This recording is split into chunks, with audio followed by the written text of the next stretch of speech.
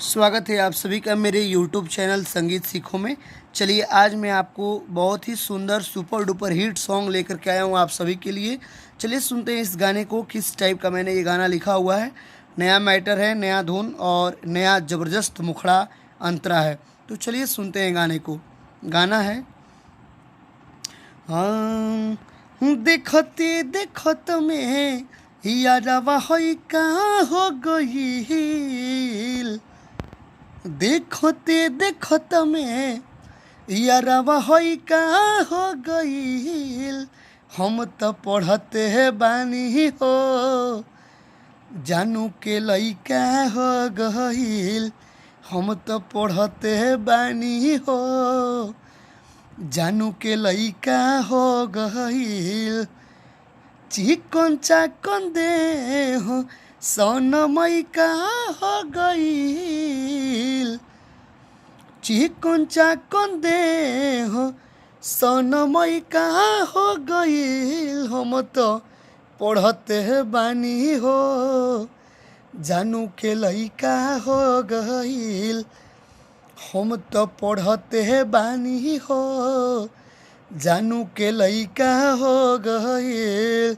ये मुखड़ा है। चलिए फिर से सुन लेते हैं मुखड़ा एक बार। देखते देखत में यारवा होई का हो गईल। देखते देखत में यारवा होई का हो गईल। हम तो पढ़ते बानी हो, जानू के लइका हो गईल। हम तो पढ़ते बानी हो, जानू के लइका हो गईल। चलिए अंतरा सुनते हैं, बहुत ही ज़बरदस्त मुखड़ा है। आप इसका नया ट्रैक बनवाएं, गाएं, सुपर डुपर हिट मार्केट में जाएगा।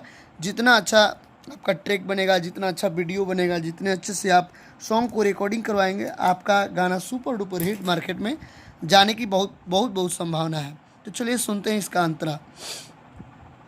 संगही में खेलल संगही में पढ़ल, हो गईल कहिया विदाई रे। पातर देह रहे मोट भइले कर, देखे में लागे भौजाई रे। यहाँ पे लागे छूट गया है, ठीक है, आप इसको लिख लेंगे अच्छे से। संगही में खेलल संगही में पढ़ल, हो गईल कहिया विदाई रे। पातर देह रहे मोट भइले कर, देखे में लागे भौजाई रे। अरे पाता हमारा लागल कि 27 हो गईल। पाता हमारा लागल कि 27 हो गईल।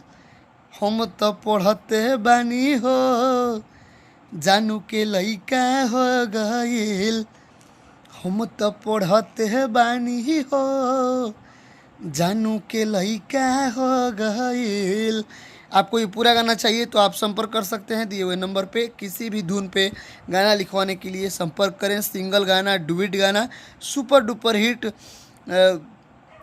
कृष्णा बेदर्जी जैसा प्रमोद प्रेमी के जो लेखक हैं कृष्णा बेदर्जी, उनके जैसा सुपर डुपर हिट मैटर, या फिर आपके मनोज मतलबी राइटर हैं, या आपके महेश परदेसी हैं, या फिर अरुण बिहारी हैं, इस टाइप के मैटर आपको चाहिए तो आप संपर्क करें दिए हुए नंबर पे।